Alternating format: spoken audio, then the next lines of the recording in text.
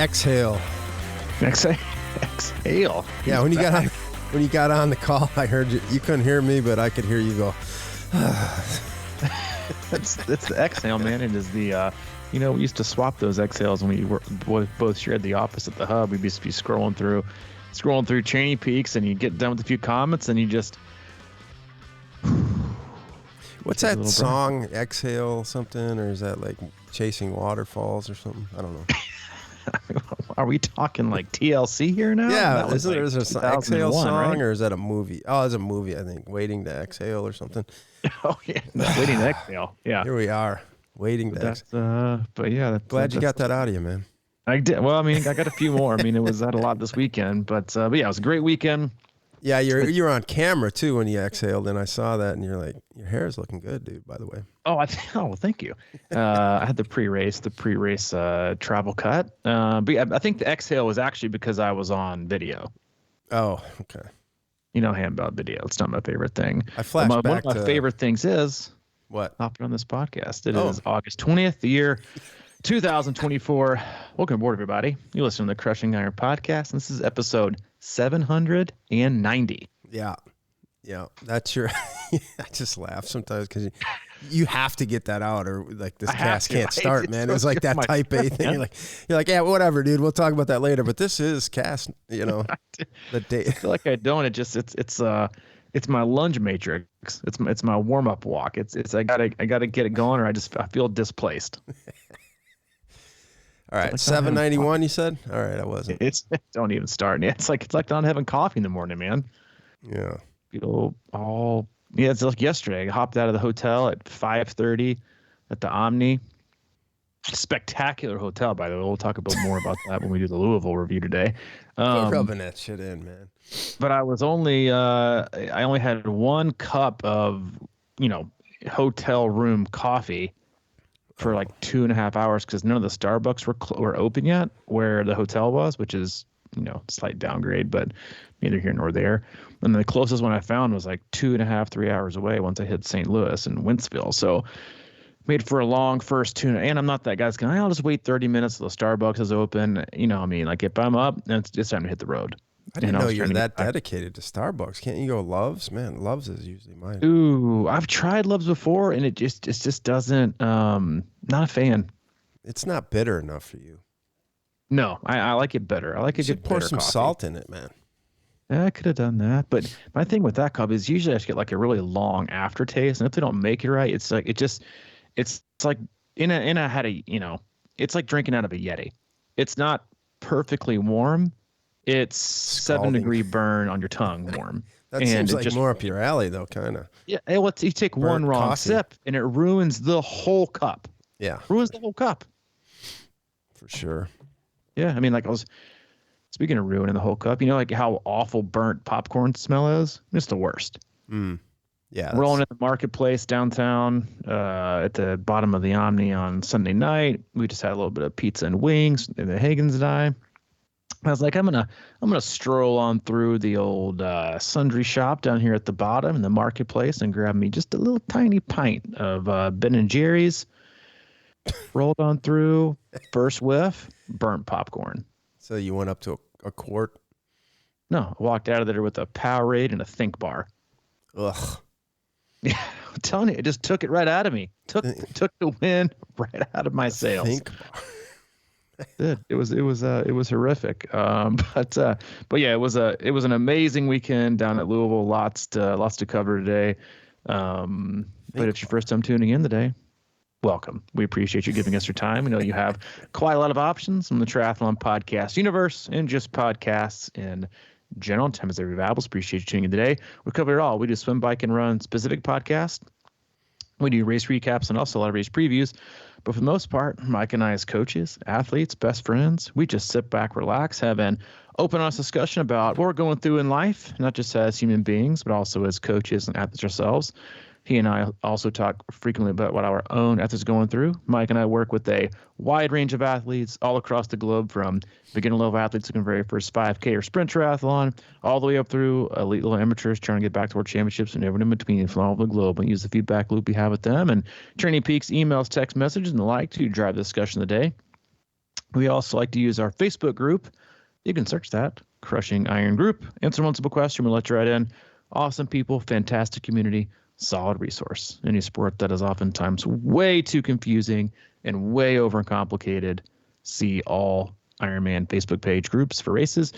We like to provide a safe, actionable space to get great information that's reasonable and actionable from a lot of athletes that have been on the block. You got beginners in there, you got Ironman champions in there, everyone in between, so you can always feel like you get good support when you ask a good question. You get a lot of great answers. We go in there about once every 3 to 6 weeks, do a bit of a Q&A to the pulse of the community, answer as many questions as we can. That is it. We don't do sponsors or ads, but we do have an agenda, and that's to keep you happy and healthy in your endurance sports journey. And there was your second cup of coffee. And there it was. And now I'm ready. Now you're ready to roll. Lathered, warm up. I'm ready for the main set. Let's do this. Oh, man, the Think Bar still got me weird. What, they didn't have Fifth Avenue in there? No, they didn't. I mean, listen, I was in that borderline like stage, right? So I better go healthy. Think Bar. It wasn't healthy. It was just the better of the evils. And because my other thing was, if I'm getting up early the next morning, I want to go to sleep. Like, I want to have some good sleep. And there's really nothing worse for you than cramming down a bunch of sugar right before you go to bed. You get the sugar sweats and your heart's. Okay. And so I was like, you know what? I need a good night's sleep. I've been up since 4:30. Been running around, cheering on athletes, hanging out, extroverting, high fives, fist bumps, hugs. Swapping chamois covered handshakes and high fives with 1,300 people. Last thing I need is be up till 11 o'clock, 2 o'clock in the morning with the sugar shakes from the nice little pint of Ben & Jerry's ice cream. Yeah, so you opted for the terrible aftertaste of a thing. I did. I did, but I had a nice, refreshing, zero sugar, a little blue Powerade. It just looked refreshing. All right, man. It was. It offered nothing to me. It was but refreshment and to wash out like the post Think Bar aftertaste. Yeah, it was there, but it was fine. No, it's probably better than restless leg syndrome. Which I am fully embracing right now. Listen, man, we've all got our battles. I know. We've all got our battles. I was battling a Think Bar aftertaste, and you're battling restless leg syndrome. My legs are just ready to go, man. Like at 3 a.m. Oh man, don't be peaking too early. Maybe that's what it was. It's the pre-peak. They're ready. They're up and ready to go. They're ready to perform in Ironman Wisconsin. They got the shakes, baby. People are gonna want to know what the pre-peak is. That's right. Well, maybe we'll do that on Thursday. We'll do the pre-peak, all pre-peak signs on Thursday that you might be peaking too early or right on time. But it was a unbelievable weekend to be back in Louisville. We've talked about this since the very first podcast that we did. Ironman Louisville has always been one of our favorite races. Great venue. They had the full back in the day. That was in August, which honestly they never should have moved. And then they moved it to October to try to beat the heat, and that just ended in a very, I think, disappointing, unfulfilling end for a lot of people. That ended up those last years with it in October. The weather was never really anything to get excited about, with either being too cold or canceled swims or shortened swims or crappy weather. And you never really got to enjoy it. So they announced this, the last, I guess this time last year, or maybe, I don't remember when it was, maybe 8 months ago, that the Louisville 70.3, there have been rumors. They got a new mayor, and apparently that's a big deal. Remember, we've had Kenny Hammond and Steve Del Monte on. They said the local politics is a huge deal when it comes to bringing these races back. So the rumor on the street was that the new mayor of Louisville, big marathoner. Oh, whether it's true or not, I don't know. So I think that had a lot to do with it coming back. I heard the word on the street, specifically the word on 4th Street Live, was that they signed a 5-year contract. I was a little disappointed to see that it was a 70.3 again next year. I thought, with as much, as quickly as it sold out this year, I thought for sure maybe they bring back the full. Maybe they do at some point, but it's always been a great place. I got a lot of great memories there, both from pre-alcoholic and then obviously being in recovery. A lot of great memories there. Strolled by the old Love Boutique, still growing strong. Unbelievable. They must have a niche. I was going to say, talk about a recession-proof product. I mean, and you come in like to Louisville, and I think a lot of people didn't know what to expect. I know I didn't. You had October, which the finish lines there seemed just very blah, which is nothing was super exciting. Back when it used to be in August, it was just kind of I know weather played a huge part in that, but compared to what 4th Street Live was, it was the end of the last 2 or 3 years of Ironman. It was not 4th Street Live worthy. And, I think I was a little skeptical rolling into town, haven't been to Louisville in a number of years. And even before getting in the race, my first impressions, and I got this feeling from a lot of athletes that have been there, it's pretty damn clean. It looked improved. I know a lot of it burned down, but it looked improved. You had new hotels. It felt a lot nicer than it used to be. And I'm sure locals are, it's terrible still, but it was, I thought it was really, it felt nicer, which was a nice feel. Again, it's another one of those cities where it's a Chattanooga, right? It's a Wisconsin. You park and you don't have to get back in your car again. And so it was, and the rumor was it sold out. Went down there, walked on Thursday when I got in. Saw bib numbers in the 4,000s for the relays. I think, it was, I don't know what the exact number was of actual starters, but I know it was over 2,000, which is a huge number for 70.3s these days. So a huge win. The weather was great, and we'll get into the actual race here in a minute. And what I would consider is an at least at minimum an overall review of 4.25 stars or higher. That's pretty good, man. Well, you had your expectations were probably a little tempered going into this. They were a little tempered. Yes, they were definitely. I was a little skeptical. They moved it to October, and now it wasn't back to 70.3. You never know what a town's going to be like. And I'm telling you, the place looked clean. There's tons of hotels. I got a price at the Omni, which is maybe arguably the nicest hotel I've ever stayed in my entire life, for like $180 a night, which is about half the cost of what it costs in like the Best Western Inn in the Park in Wisconsin. Yeah, for sure. It's a great hotel, a little far of a walk, but it's right there by the finish line. So it's like a 4-minute walk to the finish line. Yeah. So again, the weather was fantastic. I'll get into the overall race here in a minute and how it kind of played out and some things I just noticed as a coach and what we heard from our athletes. But every athlete that I talked to said they loved the course. The weekend was great. And I got to imagine, like, they should be all about this race coming to town because every restaurant we went into never had to wait. And if we weren't there, it would have been empty. Straight empty. Well, they're trying to make a comeback, man.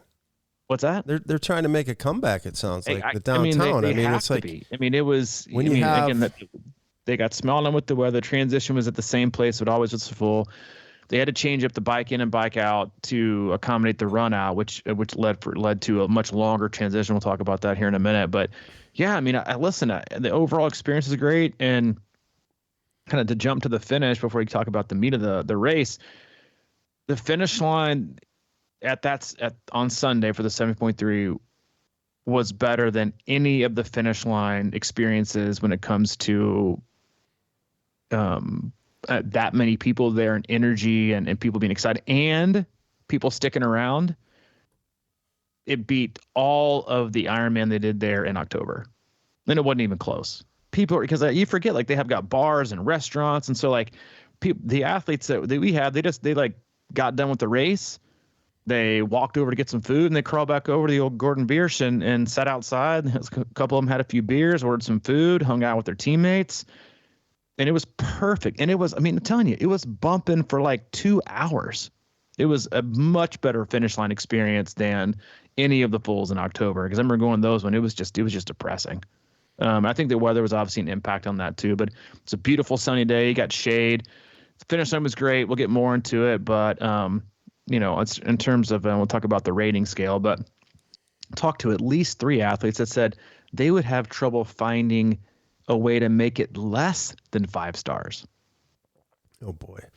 All right. So now, I think it's always better when you kind of go in with a little bit of tempered expectations and things will be better. It's sort of like, it reminds me of that Remember that movie Sideways? Everybody just was talking about how great it was and everything like that. Mm-hmm. For a year or half a year, I was like, all right, I got to go see this. And then I was like super pumped, and then I gave it 3 stars because I was overhyped. You're like, it's going to change my life. And then so like, yeah. So we tend to overhype Madison. I wouldn't be looking forward to anything in Madison. The farmers market sucks. Everything sucks up there.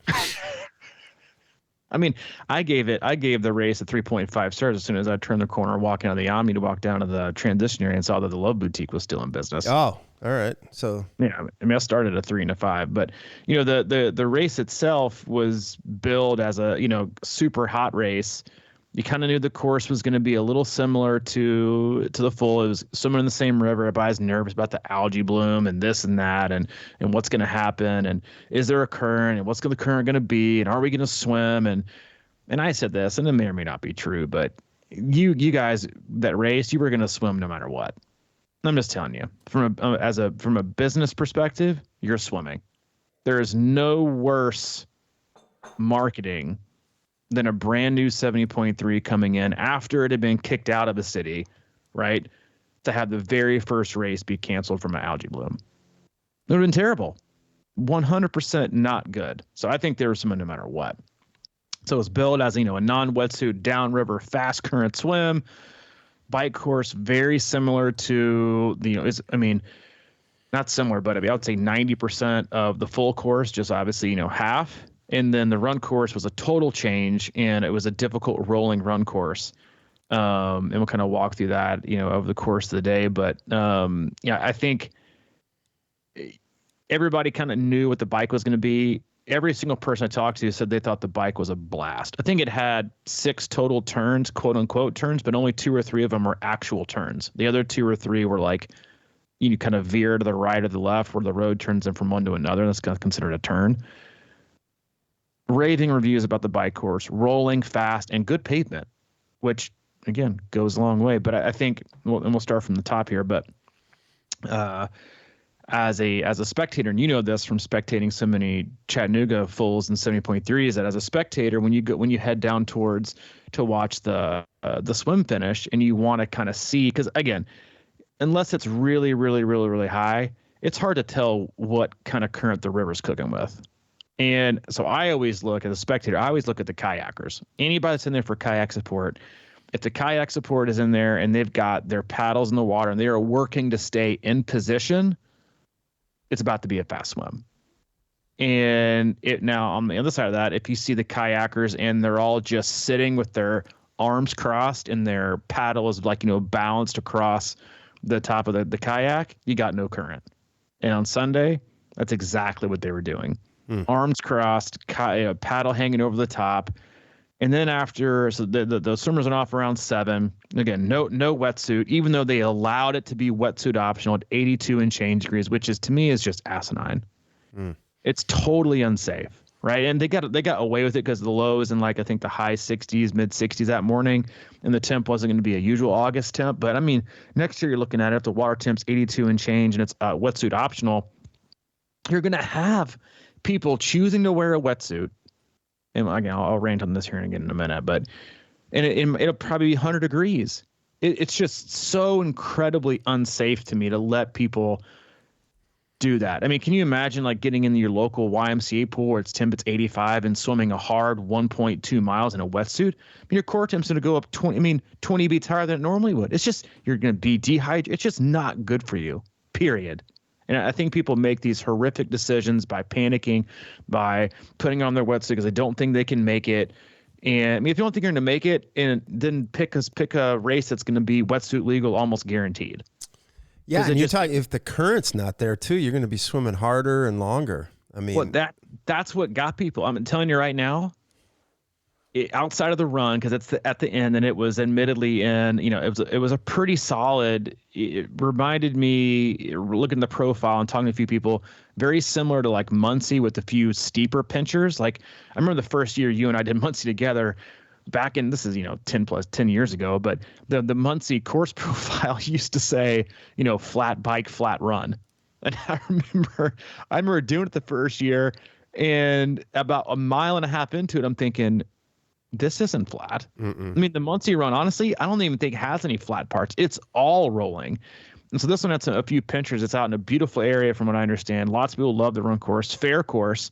But I'm telling you right now, I think the swim is what got a lot of people, because so the gun went off at 7. It's an age group only. So you had age groupers going at 7. And right at about, I think, 7:05, 7:06, the wind picked up.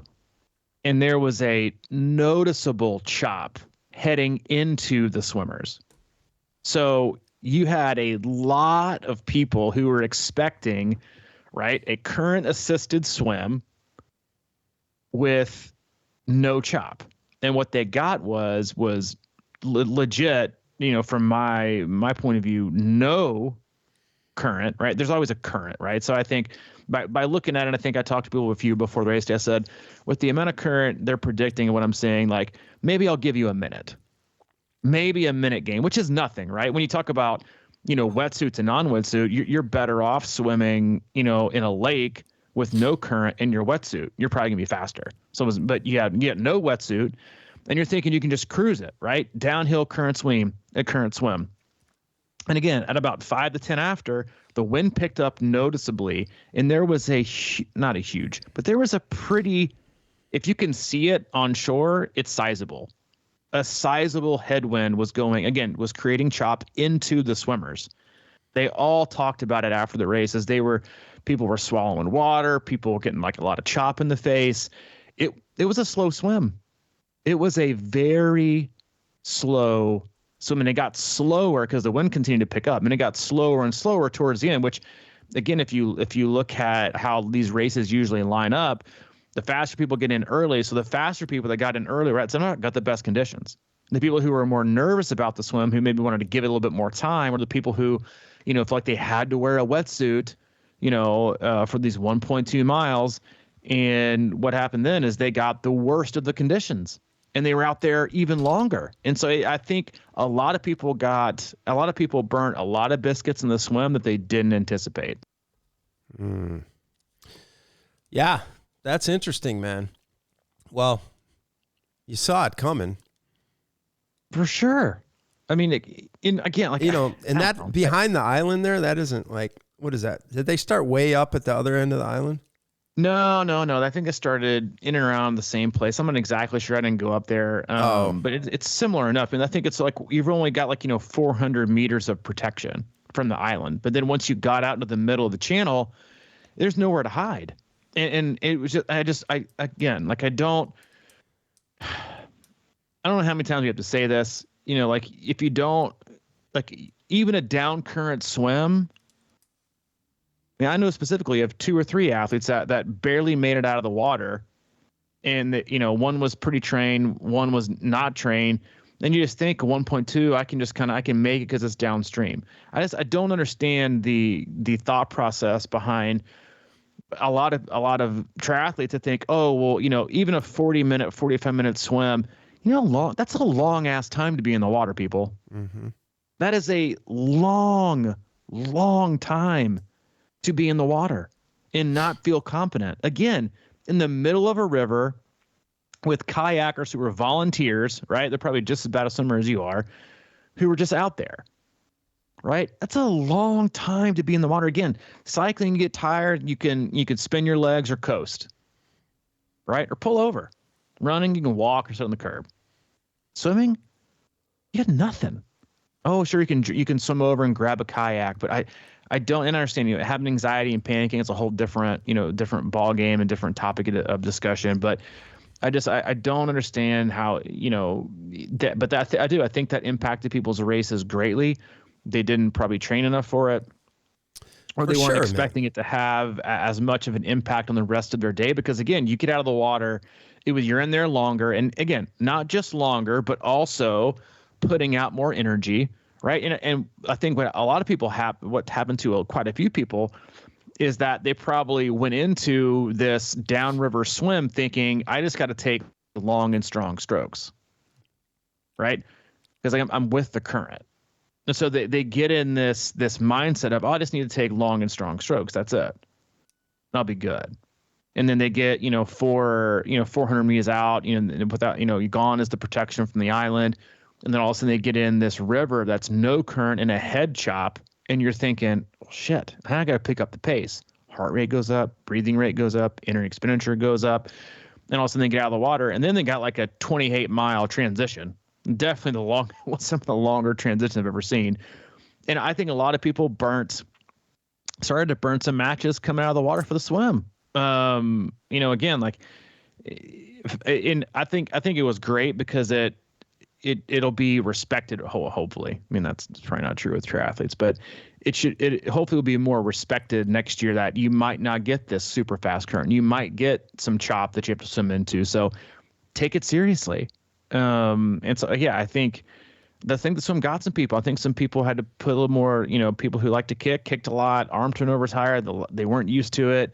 And then they hop out, and then they got they had a long run to transition and get their bikes. And once they got their bikes, they had a long transition to get out. I was sitting at the out, the exit, the bike exit. And it was a long way. And again, so I think, when you talk about the swim alone, it's a good reminder that you can expect it to be one thing and it be totally opposite, and just how much of an impact that has on your overall race and your overall experience. And people get so anxious anyway, right? Is there going to be allergy? Is swimming even going to be legal? Is swimming going to be happen? If it doesn't, is the allergy? I might get sick. And then I got wetsuit or no wetsuit, current or no current, how much of a current? It's just like, everything else, people just go, nobody's like, so what? It's going to be, is it run singlet legal for the run or the shoes? People just get out there and do it. But people ask so many questions about the swim. And to me, that all that does is signal, you're either you're not prepared for it or you're looking for a way out. Yeah. And so there's just so much going on that hopefully people continue to take it, seriously and it can really impact your day. And I think it impacted a lot of people's day. Yeah. And when I look at this court, I'm kind of looking at the map. It looks like it's about halfway up, like you said, that island where the swim start is. And I count, if this the accurate map, who knows, but you still got like 700 or 800 yards before you actually even get into the river, because we used to swim up that. So the current behind that island probably isn't nearly as, good as you think it is. So in other words, you almost got halfway before you even get into the channel, halfway down your swim, before you get that quote unquote massive downstream thing. I don't know how that works, but we used to swim like 800-900 yards up that channel. So it can't be too cooking, at any given point. So it's not just straight. It is downstream, but you know what I'm saying. Yeah, I think it's a lot trickier than people give it credit for, and that's how it was in Chattanooga, and that's when they moved it because people couldn't, swim upstream for 100 yards. And so now it's a 1.6 mile downriver stream, so it's no longer a fast swim. It's average because you're swimming 0.4 extra. I think people, again, at some point, people take the swim seriously and prepare and not even bring a wetsuit in a race in August in the South. Just listen to that.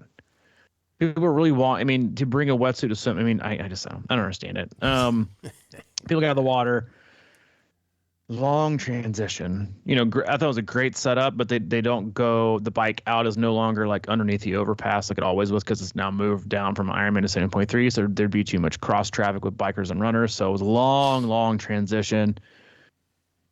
Let me just say this. The worst bike handling you'll ever see at any race mountain line is the first 10 feet after they cross the mountain line. You saw some good stuff, huh? Oh my gosh, man. First of all, it's a downriver stream. It's not a mass start. So you got people just coming out, 1 million people all together. And, it was so clustered. And just first, do us all a favor. Everyone, do us all a favor. When you get to the mountain line, don't stop dead in your tracks. You cause a giant pileup, move all the way over to the left and move all the way over to the right. Be done. I saw a total of 3 absolutely 10 out of 10 perfect flying mounts. But on the other side of that, you saw absolute clusters. People stopping again immediately over the mount line. Stop doing. I put that specifically in my race email. Don't stop. Take like 10 extra yards, pull over to the right, give yourself some room. Don't start, because then you got 4 triathletes trying to get on their bikes. They're going 4 abreast here. They're all staring down at their feet, trying to clip in, and they're wobbling their front end. It's a disaster waiting to happen. Then you had some people who thought it was too long of a transition, so they ran with their bike shoes, and then they're trying to hold their bike with one hand or lean it up against, and then put their bike shoes on in the middle of this corral that's probably, I don't know, 8 meters wide.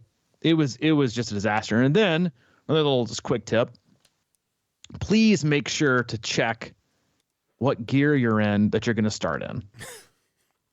I mean, people had like their the big chain ring all the way down. You just hear like just, I mean, 3 people dropped their chain before they even got out of the chute. I'm like, pick a gear that you can easily turn your legs over and start. Not that you're trying to rip your chain apart because you got in the biggest gear and you're standing on it now and trying to move. It was just, again, some Burning people. biscuits on your first pedal stroke. Yeah, it is. It was like, what are you trying to do here? Go from 0 watts to 1200. I mean, it was like, come on. You could be, again, people swerving left and right, nobody paying attention to, anything, head straight down. Yeah. I think I saw 1 or 2 tip overs, which was not a lot compared to like what we saw. Just coming away. People kept coming and coming and coming. But yeah, so I think, if you do this race again next year, cross the mountain line, run up a little bit. Again, it's not going to lose you any time. Run up 10 yards, pull over to the right, cop on off. They got cone set up, and then get on your merry way. But yeah, there's a lot of good comedy coming out of the bike, which you've known because you've gotten quite a few face plants coming in off the bike, and also just like, or going out, but also coming in off the bike. Yeah, no, I was just thinking about that. Somewhere I have that video. One of these days. Was that at Chattanooga? It was at Louisville, actually. Oh, was it at Louisville? Yeah, the full, and we were coming in on the. It was like complete chaos. The dismount. It always is. It's chaos. Obviously didn't make the trip out on the bike course, but come on, man. I think to me that was the highlight. Everyone said, love the bike course, rolling, fast, super fun, had a great time. Again, they said it was fast.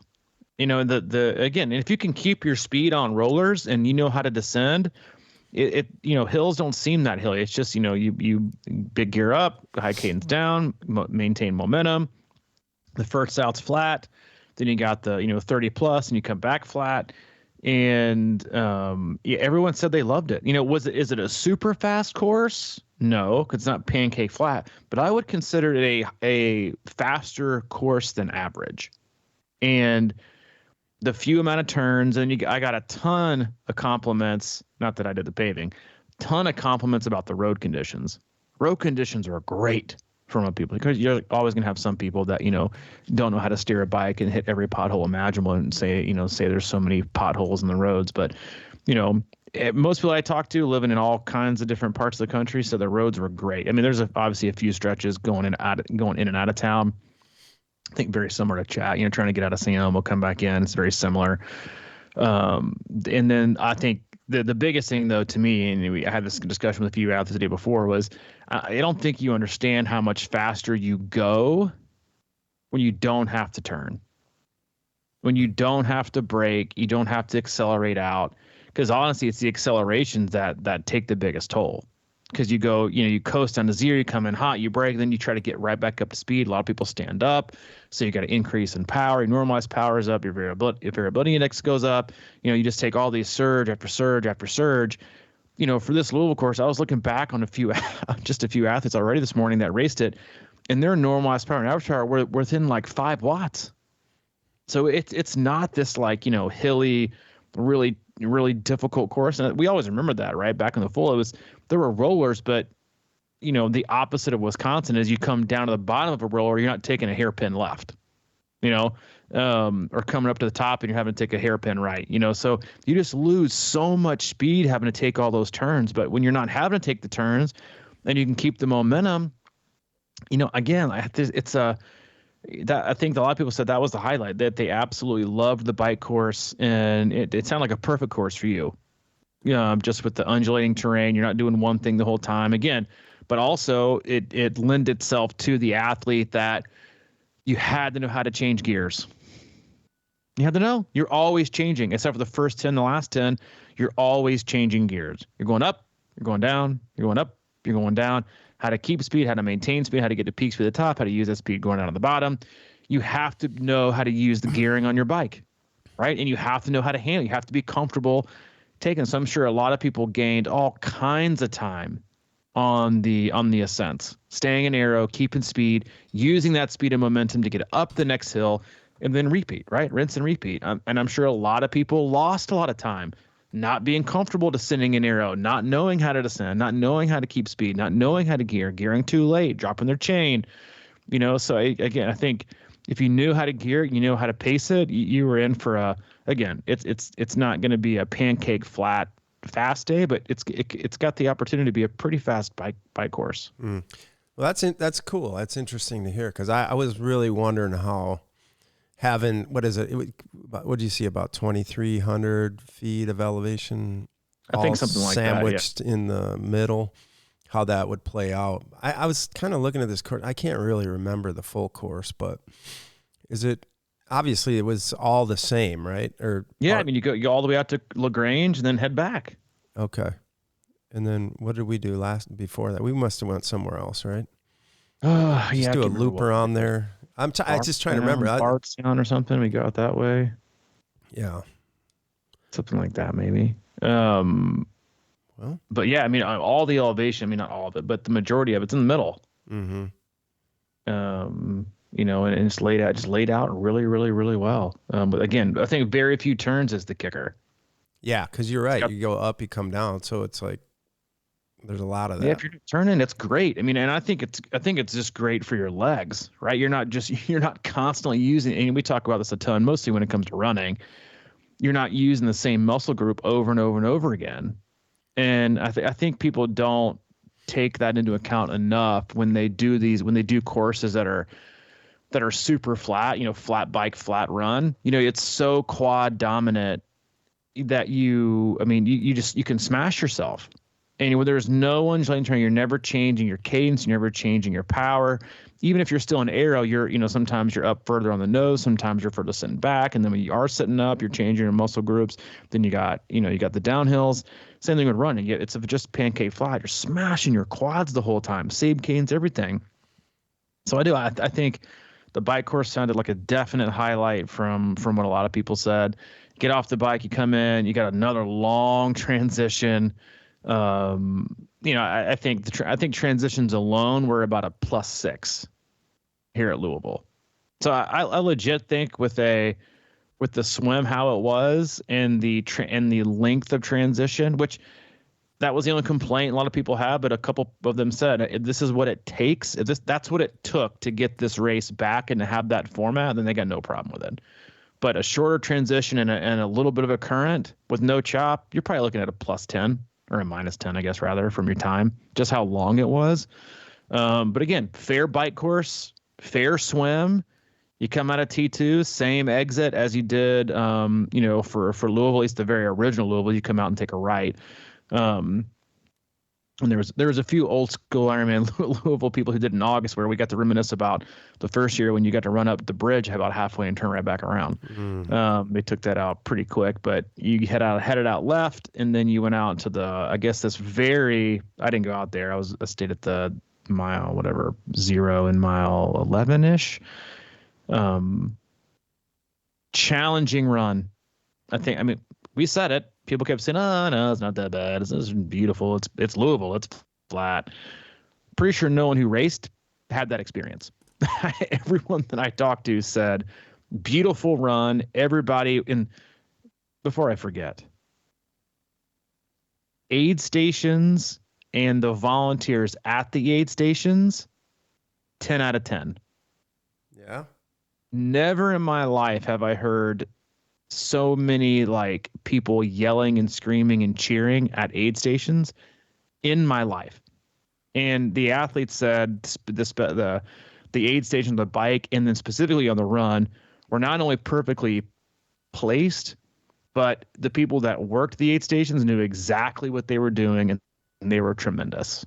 Which I think that really makes especially when it's on the run, because you're already kind of hurting and you need stuff. You're not carrying nearly as much stuff as you do, with you on board on the bike. I heard nothing but A+, 5 out of 5 star, 10 out of 10 reviews for the aid stations and especially the volunteers. And I don't know where they got these kids from. We're talking like 10 to 15-year-old kids. Nailed it. Money. They were hilarious. They were pumping people up. Water here, Gatorade here, Coke here. They were, A+. A+. Head on the run, make your way out of town, hit the I guess it's called a park. Challenging. That was the word for it. Challenging. The hills were a little steeper than I think people were prepared for.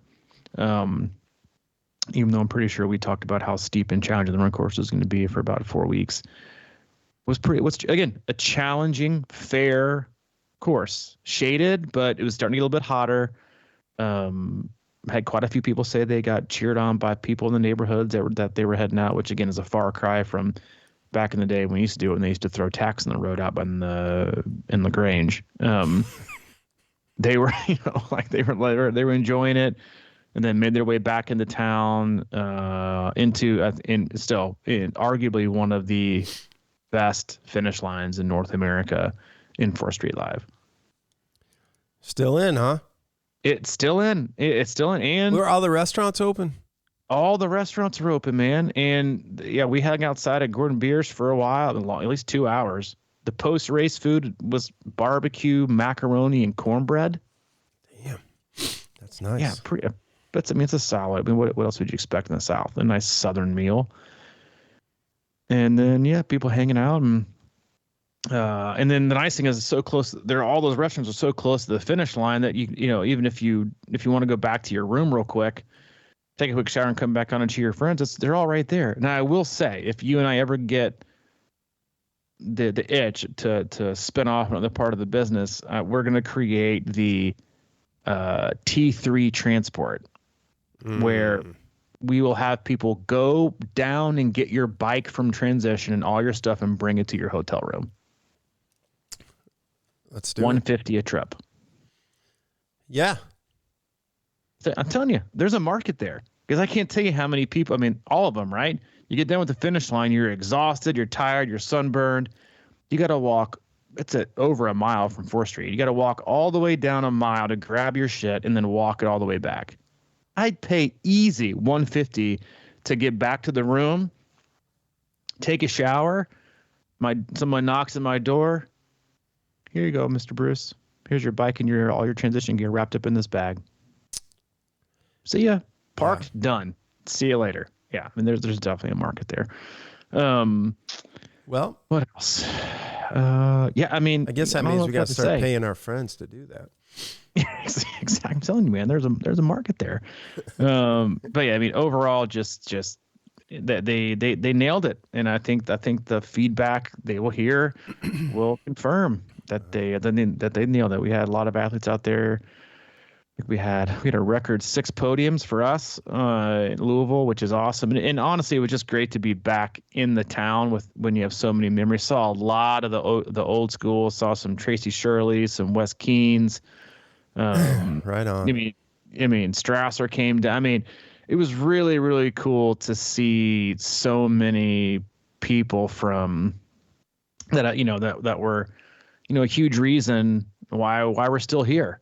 Athletes that we've been coaching for 8-9 years. One of my athletes that I coached was there. I've been coaching for 11 years. Hadn't seen some of these people, and it was really, really cool just to see so many people there and hanging out and seeing so many athletes that were new, that hadn't met each other, and hanging out. And the hotel was a fantastic place to be. A definite upgrade from the Marriott, I will have to say. So going back, it'll definitely be the Omni. They had a steakhouse in the bottom. They had a market. They had tacos. They had pizza. I mean, it was once, and apparently the pool was like next level. I didn't go up there, but the pool was like legit. But yeah, I mean, as a spectator, it's up there. You can't give anything a 5-star in my opinion, because then you're always working your way backwards. But looked great on my end, looked great in the athletes end, and I think most of them also said like the same thing, like they thought it was a fair course, and I don't think a lot of athletes look for that. They look for something that's easy, and I mean, let's be honest, almost every 70.3 they're coming out with now is like a super easy ass swim, which to me is ridiculous. But they all said it's a very fair course.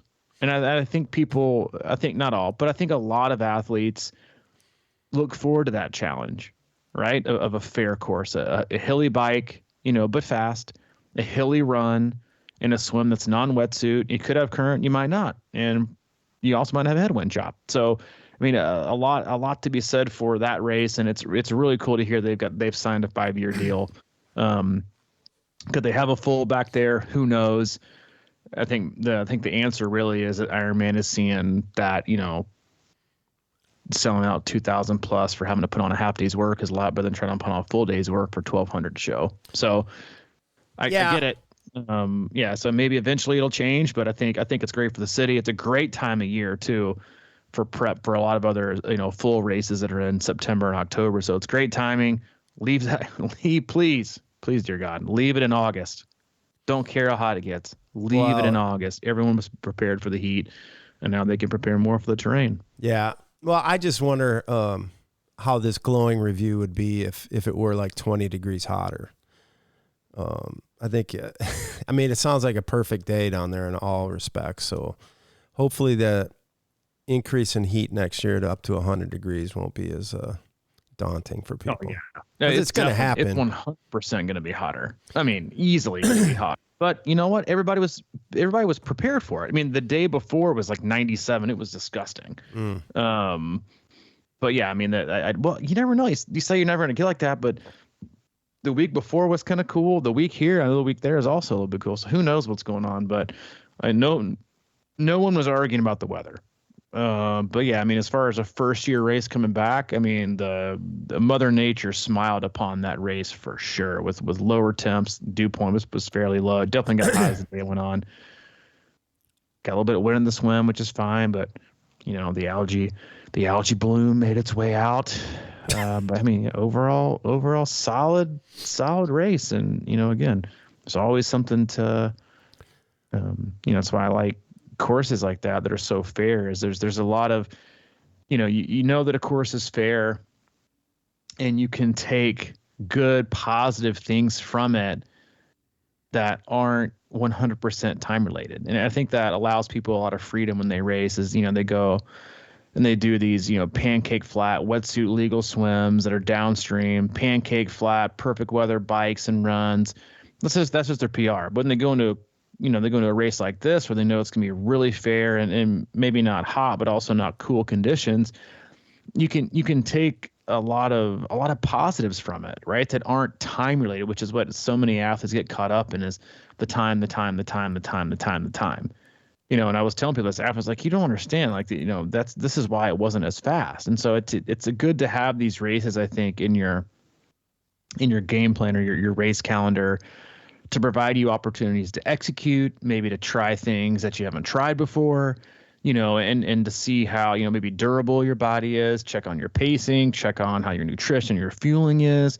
There's a lot of wins to be had at races like this that might not reveal themselves and show in the overall time, but can be shown in execution and pacing and, how durable did I feel? How did I execute? And it also can highlight, the fairer and tougher the course, the more areas are usually highlighted of areas to improve, right? Bike handling, hills in the run, nutrition, pre-race morning, swim, all these different things, how your setup is. Like there's a lot to be gained, I think from this. So again, like I think that's I think everyone should have these in their calendar every single year. And, I think more races like this are a good thing because it allows people to see things about themselves and see where they are in training that aren't just reflecting on time. Because again, on the micro level, that's what people expected to see when they got out of the water. They expected to see, fast swim time, and they had no idea there was basically no current and they were swimming against a headwind. So, and I think that messed some people's heads up pretty good too. So it's just, there's always, again, that's why we do this sport. There's always something to continue working on. Yeah, for sure. And I'm sure the longer they swam, the more they thought about that algae. You know what I mean? It was like that was a psych out before they even got in, and like, all right, it'll be over quick. But then it was like, shit, this swim is long. Yep. The algae's in here. I'm all jacked up. But way to overcome it. Yeah, way to overcome. Way to show up. I mean, they did 2,200. I think is what I read. All right, it's a good freaking solid start. So solid start. Yeah. Next up, Wisconsin. Is it the next one? Yeah, I think so. Oh shit! I got one race this weekend over in Europe, but I think North America. I think the next one's Wisconsin. That's one of those busy kind of like sneaky weekends. Yeah. It's you got Wisconsin, you got Wisconsin 7.3, you got Santa Cruz that weekend, you got I think Michigan's right after that. But yeah, it's one of those, the first 2 weeks of September are jammed. Yeah. I tried looking up the Tri Club results for Louisville. Did you hear anything about that? We got fourth. Fourth? Holy shit. We got fourth. I mean, dude, Tri Loco, Land Sharks, you figured they'd be up there. They had like 100 plus. I mean, it's their hometown race. No, and they showed up, and good for them. Way to support your hometown race. Yep. Way to go. It doesn't make it, it's not as easy for us to come in there and take a win like it is in Madison, where that's pretty much our hometown. We go in there and the hometown, clubs are so small or don't show up that, we can swipe those. But yeah, there. And then TS2, I think they had at least 345 people there. Dude, I've never seen so many kids in my one place my entire life. It was unbelievable. They had an amazing turnout, which kudos to them. I think they're semi-local to that area, Indiana, but they had a tremendous. I mean, you take out Louisville Land Sharks, Tri-Loco, C26, and TS2, I think 400 people showed. Good job. The race. I'm kidding, but no, it was I think we ended up. I think it was 4th, maybe. I think that's what I saw. I don't even remember. Susie took the trophy. Okay. Yeah, I don't know what we took. But yeah, they were out in droves. Great turnout. Great turnout. All right. Well, congrats to everybody. Yeah, congrats to everybody. It was a good, it's hard to beat a weekend like that. All right. It's good. Here. And then we got another one coming. So, as always, we appreciate you guys. We love you. Go to our website, C26Triathlon.com, and it's our one-stop shop to all things coaching, camps, and community. If you need anything from Mike, he's available. Mike at C26Triathlon.com. If you need anything from me, I'm available. Robbie at C26Triathlon.com. All right, buddy. That wraps it up. Nice job. Hey, man. See you Thursday. Okay. See you.